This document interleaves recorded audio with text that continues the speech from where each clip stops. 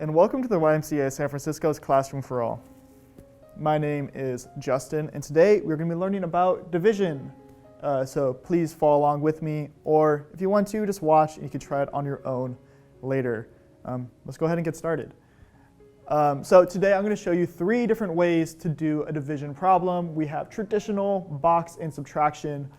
You don't need to memorize every single way. My goal for this lesson is to show you that there are different ways to solve the same problem, and maybe one of the other ways is more effective for you. But each way has its benefits and its downsides, so please pay attention to all of them. You'll find one that you like the most. So yeah, let's go ahead and start with traditional. This is probably the method that you're most familiar with, and I do think that it's the most effective and quickest method for division. So I think it's a good place to start. So let's do 270 divided by 3.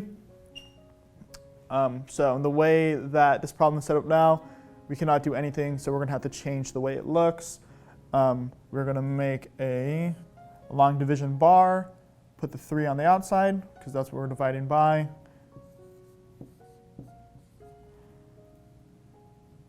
Ooh, I'm going to make this 276. That sounds like a better number.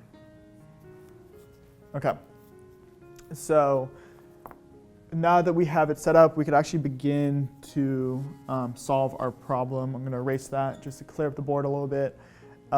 So how we're going to do our traditional division method is we're going to take our 3 and see how many times does 3 go into 2?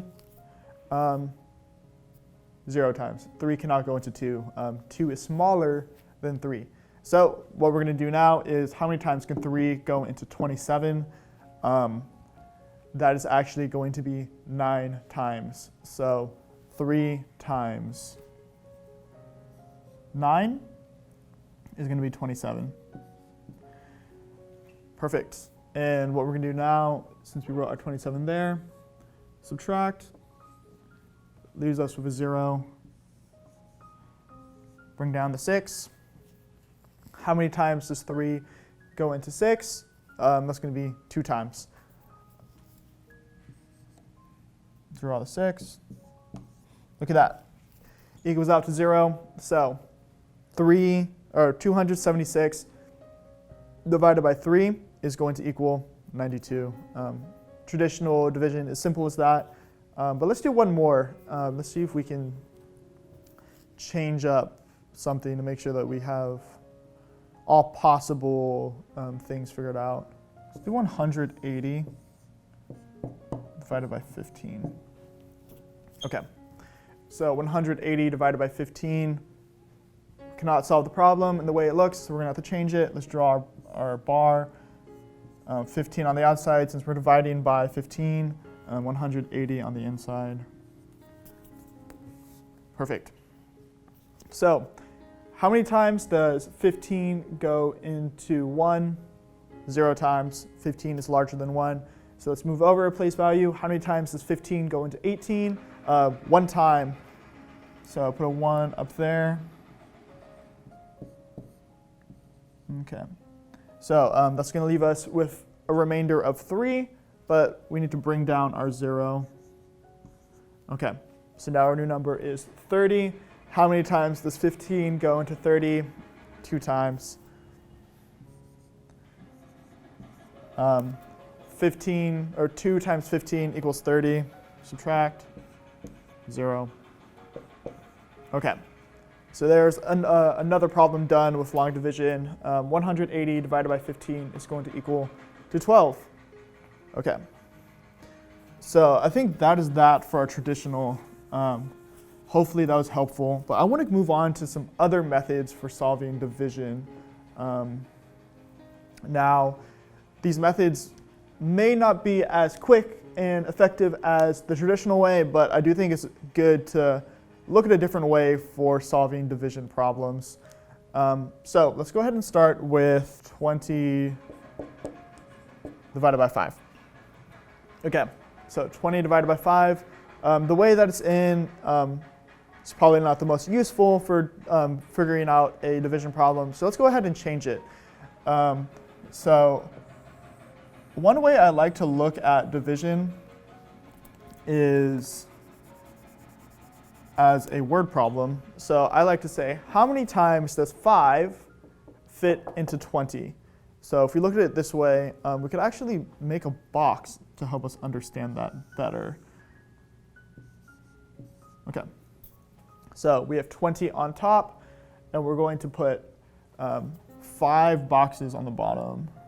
1, 2, 3, 4, 5. 1, 2, 3, 4, 5. Okay. So as we can see, these 5 boxes are equal to our whole on top, which is 20. So now we need to fill in these boxes. So how much in each box do we need to put so that it equals 20? So I'm going to say, let's put in 4. So 1, 2, 3, 4, 5, 6, 7, 8, 9, 10, 11, 12, 13, 14, 15, 16, 17, 18, 19, 20. Okay, so if we put 4 in each box and we add them all up, it's going to give us our answer of 20. So 20 divided by 5 is 4. So 5 boxes of 4 is going to equal to 20. So that's the box method. I know that it's not the most effective way to do division, but I do think it's a very helpful way to look at division. Division isn't just numbers, but it's actually how many times does 5 go into 20, and it's going to be 4 times. Yes, so that's the box method. That's pretty short and simple, but I want to try another method called the subtraction method. I'm also going to mix it with some pictures just to help us better understand. Let's do our same problem. Let's do 20 divided by 5. Okay, so let's start with 20 up here. We can't really use this. It's not a very helpful way to solve our problem. So I'm going to put 20 up here, and I'm going to subtract 5 from 20. So 20 minus 5 is going to be 15. Then I'm going to subtract another 5, which is going to give us 10. Then subtract another 5, which is going to give us 5. And then finally subtract one last 5, which will give us 0. So how many times does 5 go into 20? Well, let's count. 1, 2, 3, 4. Okay, so that is the subtraction method. So it took us 1, 2, 3, 4 5s to get rid of 20. So 20 divided by 5 is going to be 4 again. I can do the same thing with a picture.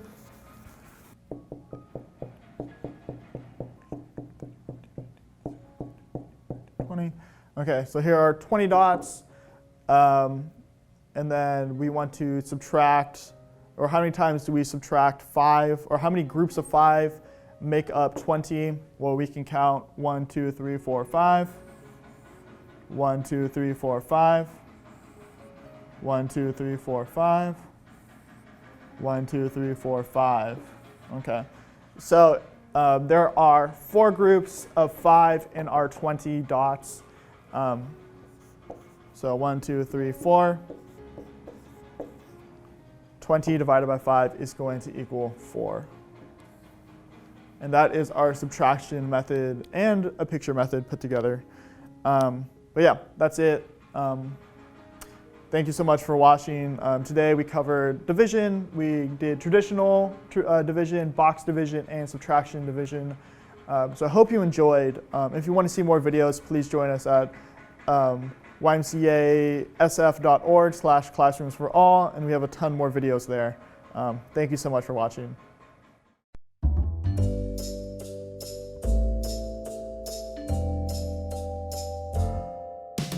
Did you know that YMCA of San Francisco never closed? When shelter-in-place happened, we could no longer provide in-person programming. We quickly shifted to provide youth and family programming virtually. As early as April, we started providing on-demand activities in our YMCA of San Francisco YouTube channel. For this video, we're going to be making a geodesic dome.